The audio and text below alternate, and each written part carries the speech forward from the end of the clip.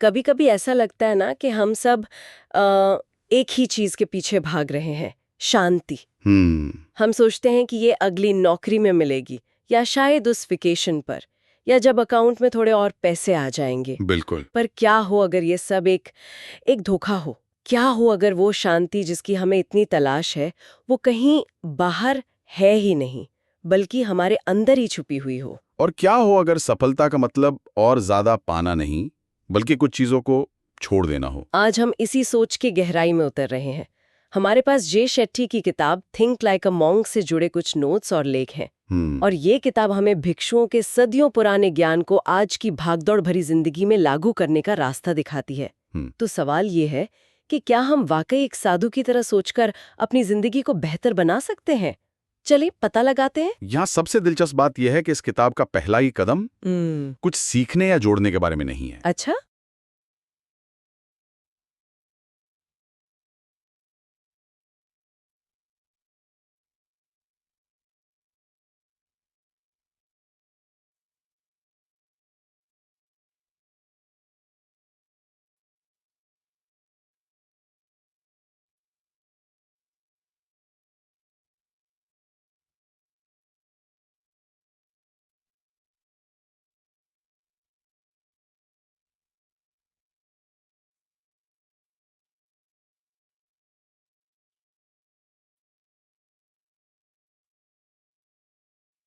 उड़ने के बारे में है।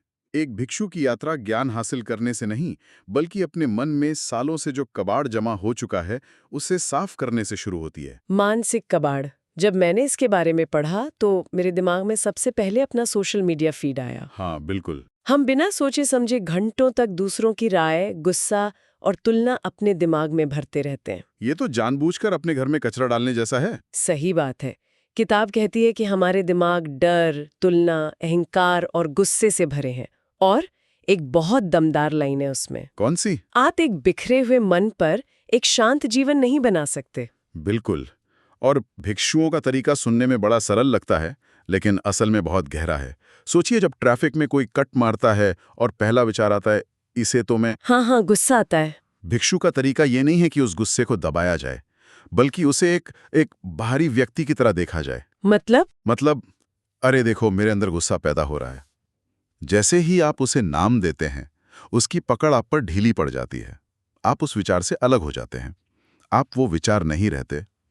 लेकिन ये करना बहुत मुश्किल लगता है। जब गुस्सा आता है या किसी बात की चिंता होती है तो वो विचार बहुत असली लगते हैं। ऐसा लगता है जैसे वही सच्चाई है। तो ये मैं अपने विचार नहीं हूं वाली बात को असलियत में महसूस कैसे किया जाए? ये प्रैक्टिस से आता है। इसे मन की जिम की तरह समझिए। अच्छा। और इसका सबसे बड़ा दुश्मन है हमारा अहंकार, ईगो। अहंकार ही वो आवाज है जो फुसफुसाती है, तुम सही हो, वो गलत है। हाँ। अहंकार ही है जो लगातार तुलना करता है। उसके पास वो कार है जो मेरे पास नहीं है।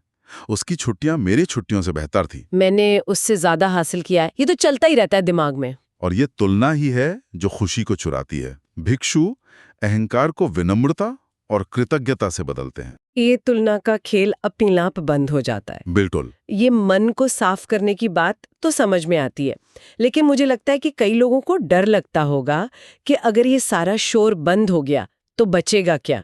एक खालीपन। एक वैक्यूम। हाँ, शायद इसीलिए किताब का अगला कदम इतना जरूरी है, उस साफ हुई जगह को एक मकसद से भरना। आपने बिल्कुल सही पकड़ा।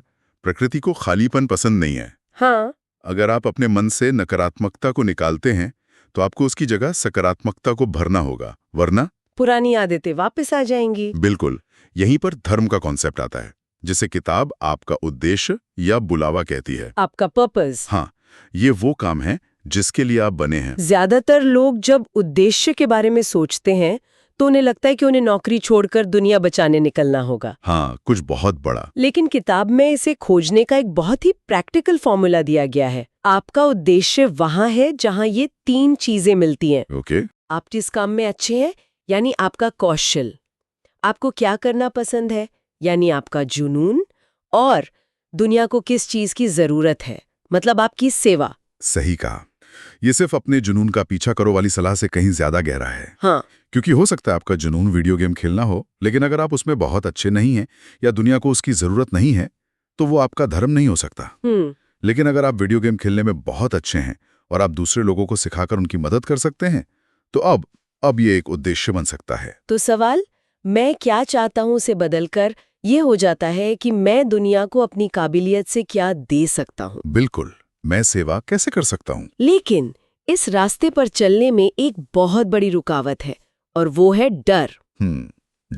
डर कि अगर मैं फेल हो गई तो लोग क्या कहेंगे, क्या मैं इसके काबिल हूं।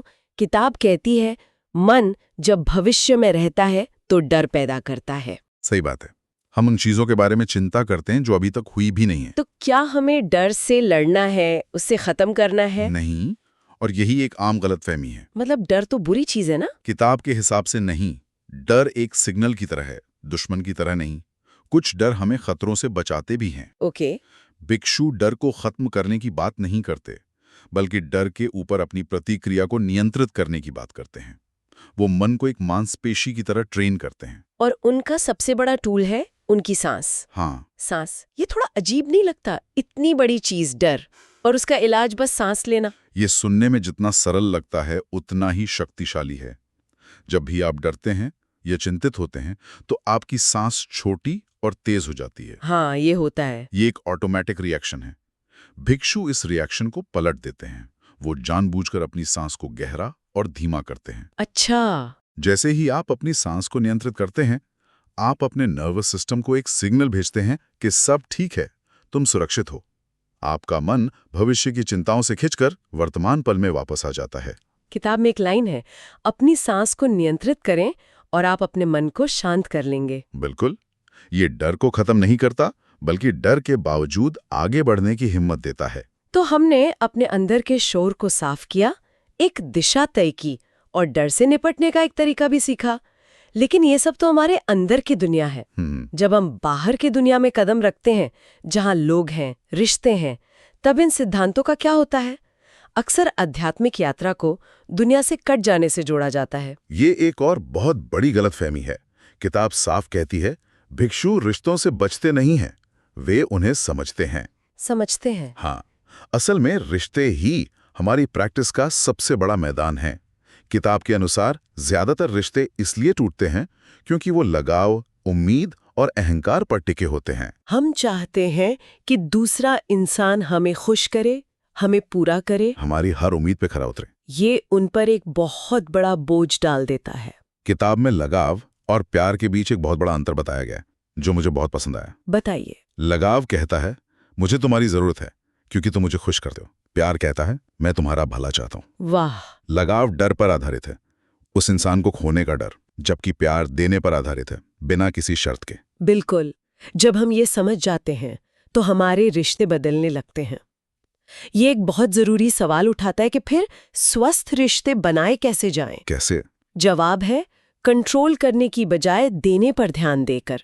मुझे एक दोस्त की कहानी याद आती है। वो हमेशा शिकायत करता था कि उसकी पार्टनर उसे स्पेस नहीं देती। लेकिन असल में वो खुद अपनी खुशी के लिए उस पर इतना निर्भर था कि उसे अकेलेपन से डर लगता था। अच्छा, जब उसने अपनी हॉबीज पर ध्यान देना शुरू किया, खुद को खुश रखना सीखा, तो रिश्ता अपने आप बेहतर हो गया। तो जब आप दूसरों से अपनी खुशी की भीख मांगना बंद कर देते हैं तो आप उन्हें वैसे ही स्वीकार कर पाते हैं जैसे वे हैं। बिल्कुल। और यही सोच शायद नकारात्मकता से निपटने पर भी लागू होती है। हम लोगों या घटनाओं को कंट्रोल नहीं कर सकते। सही बात है। ऑफिस में कोई सहकर्मी हो सकता है जो हमेशा आपको नीचा दिखाने की कोशिश करता है, या कोई रिश्तेदार जो हमेशा ताने मारता है। इनसे कैसे निपटा जाए? उसी सिद्धांत से हम ये नियंत्रित नहीं कर सकते कि हमारे साथ क्या होता है, लेकिन हम ये हमेशा नियंत्रित कर सकते हैं कि हम उस पर कैसी प्रतिक्रिया देते हैं। कैसे? भिक्षुओं की एक बहुत शक्तिशाली तकनीक है प्रतिक्रिया करने से पहले रुकना, द पॉज। The pause? जब कोई हमारी आलोचना करता है तो हमारा पहला रिएक्शन होता है खुद का बचाव करना या पलटकर हमला करना। हाँ, बिल्कुल। क्या इस वक्त जवाब देना जरूरी है? क्या इससे हालात सुधरेंगे? और कई बार सबसे अच्छा जवाब कोई जवाब न देना ही होता है। किताब में एक लाइन है, कभी कभी चुप्पी प्रतिक्रिया से ज्यादा शक्तिशाली होती है। मुझे लगता है ये अपनी एनर्जी बचाने का तरीका है। हर लड़ाई लड़ने लायक नहीं होती। ये अपनी शक्ति को दूसरों के हाथों में देने से इनकार करना है। जब आप किसी की नकारात्मकता पर प्रतिक्रिया नहीं करते, तो आप उन्हें अपनी मानसिक शांति भंग करने की इजाजत नहीं देते। आप कहते हैं तुम्हारा ड्रामा तुम्हारा है, मेरा नहीं। बिल्कुल। सिद्धांत के तौर पर ये बातें 100% सही हैं। अब आते हैं सबसे मुश्किल सवाल पर। ओके। जब सुबह अलार्म बजता है, बच्चों को स्कूल के लिए तैयार करना होता है और ऑफिस की डेडलाइन सिर पर होती है, तब सुबह की चुप्पी और ध्यान, ये सब एक लग्जरी लगती है। हाँ, एक और काम लगता है जो लिस्ट में जुड़ गया। सही। इसे असलियत में कैसे उतारा जाए? और यही इस किताब की खूबसूरती है। ये कहती है, एक भिक्षु की तरह सोचने के लिए आपको मठ में रहने की जरूरत नहीं है। ये बड़े नाटकीय बदलावों के बारे में नहीं है, बल्कि छोटी लगातार आदतों के बारे में है। किताब का एक मूल मंत्र है, निरंतरता तीव्रता को मात देती है। मतलब कभी-कभी 1 घंटे ध्यान करने से बेहतर है रोज 5 मिनट ध्यान करना। बिल्कुल। तो कुछ छोटी आदतें क्या हो सकती हैं? किताब में कई सुझाव हैं, जैसे सुबह उठते ही फोन चेक करने की बजाय बस 2 मिनट चुपचाप बैठना। हाँ? और अपनी सांस पर ध्यान देना। इसे सुबह की चुप्पी कहा गया है। हाँ। या फिर दिन में एक बार, जैसे लंच करते समय, अपने फोन को दूर रखकर सिर्फ अपने खाने पर ध्यान देना। Mindful eating. ये छोटे छोटे पल आपके दिमाग को रीसेट करते हैं। जर्नलिंग, यानी सोने से पहले अपने दिन के बारे में सिर्फ 3 अच्छी बातें लिखना। ये आदतें सरल लगती हैं। वैसे ही ये छोटे मानसिक अनुष्ठान मन को शांत और मजबूत बनाते हैं। और शायद यही आदतें हमें उस चीज तक ले जाती हैं जिसे किताब खुशी का असली रहस्य कहती है, कृतज्ञता और सेवा। हाँ बिल्कुल। ये सिर्फ अच्छे विचार नहीं है, बल्कि सक्रिय अभ्यास हैं। कृतज्ञता यानी ग्रैटिट्यूड हमारे फोकस को बदल देती है। कैसे? हमारा दिमाग स्वाभाविक रूप से उन चीजों पर ध्यान देता है जो हमारे पास नहीं है। मेरे पास वो घर नहीं है, मेरी नौकरी उतनी अच्छी नहीं है। हाँ, कमी पर ध्यान जाता है। कृतज्ञता इस लेंस को साफ करती है और हमें वो दिखाती है जो हमारे पास पहले से है। जब आप सच में शुक्रगुजार होते हैं, तो शिकायत करना बहुत मुश्किल हो जाता है। और सेवा, इसका क्या मतलब है? सेवा हमें हमारे छोटे से मैं से बाहर निकालती है। जब हम अपनी समस्याओं में डूबे होते हैं, तो वो बहुत बड़ी लगती हैं। लेकिन जैसे ही हम किसी और की मदद करते हैं, चाहे वो किसी सहकर्मी को उसके काम में मदद करना हो या किसी जरूरतमंद को खाना खिलाना हो, हमें एहसास होता है कि हमारी समस्याएं उतनी बड़ी नहीं हैं। जब आप दूसरों की मदद करते हैं तो आप अपनी मदद करते हैं। बिल्कुल। सेवा हमें एक बड़े उद्देश्य से जोड़ती है और अहंकार को कम करती है। बिल्कुल। अंत में एक कृतज्ञ और सेवा करने वाला मन ही एक शांत मन है। तो कुल मिलाकर ये किताब एक रोड मैप की तरह है। एक यात्रा जो बिखरे हुए शोरगुल वाले मन से शुरू होकर एक साफ, शांत और उद्देश्यपूर्ण जीवन की ओर ले जाती है। और सबसे बड़ी बात यह है कि ये हमें सिखाती है कि हमें बाहरी दुनिया को बदलने की कोशिश नहीं करनी है, बल्कि अपने अंदर की दुनिया को व्यवस्थित करना है। बिल्कुल। जैसा कि किताब में कहा गया है, एक भिक्षु की तरह सोचना, जीवन से भागना नहीं, ये इसमें महारत हासिल करना है। बिल्कुल। शांत मन से स्पष्ट निर्णय आते हैं और स्पष्ट निर्णयों से एक सार्थक जीवन बनता है। ये एक चेन रिएक्शन की तरह है। कैसे? जब आपका मन शांत होता है, तो आप स्थितियों को ज्यादा साफ साफ देख पाते हैं। आप गुस्से या डर में फैसले नहीं लेते, बल्कि सोच समझ कर लेते हैं। और ये बेहतर फैसले आपको एक ऐसे जीवन की ओर ले जाते हैं जो आपके असली स्वभाव और उद्देश्य से मेल खाता है। तो अंतिम विचार ये है कि जब आप अपने सोचने का तरीका बदलते हैं, तो आप अपने जीने का तरीका बदलते हैं। हाँ, शांति कोई ऐसी चीज नहीं है जो खोजी जाती है। ये वो चीज है जिसे बनाई जाती है, रोज छोटी छोटी आदतों से। ये एक बहुत ही मजबूत करने वाला विचार है। यह हमें बताता है कि हम अपनी परिस्थितियों के शिकार नहीं हैं, बल्कि हम अपने अनुभव के निर्माता हैं। सही। तो यहां सोचने के लिए एक बात छोड़ जाते हैं। इन सूत्रों में उद्देश्य खोजने के लिए एक सवाल था, मैं सेवा कैसे कर सकता हूं? तो आज के लिए बस एक छोटा सा सवाल, सेवा का वो कौन सा एक छोटा सा काम है, चाहे वो कितना भी मामूली क्यों ना लगे, जिसे आज ही शुरू किया जा सकता है? किसी को एक गिलास पानी देना, किसी की बात ध्यान से सुन लेना, किसी के लिए दरवाजा खोल देना। और क्या वो एक छोटा सा काम हमारे किसी बड़े उद्देश्य की तरफ कोई इशारा कर सकता